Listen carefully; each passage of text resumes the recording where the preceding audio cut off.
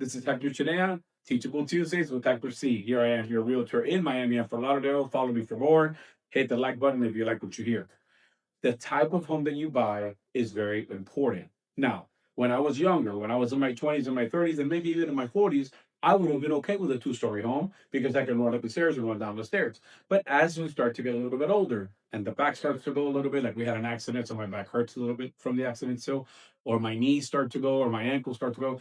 Do I really want a two-story home? And the answer to that, at least for me, is no. But if you're okay with that, that also makes sense.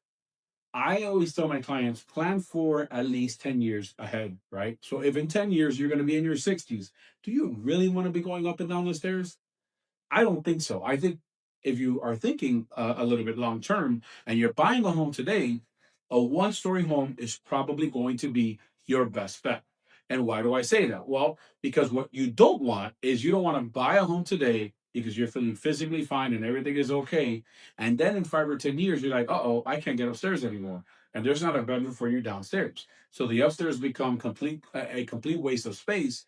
And now you have too much space, right? And what's the issue with that? You have to continue to pay the electricity for the upstairs.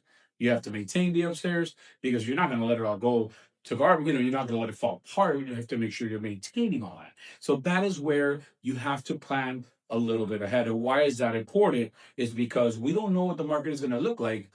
And like I've said in my prior videos, paying a little bit more today to stay on one floor may be better than buying a two-story home and having to pay for two floors. Keep an eye on what is going to be important for you in 5 to 10 years. This is Hector Chinari, local Miami for Lauderdale realtor. Follow me for more.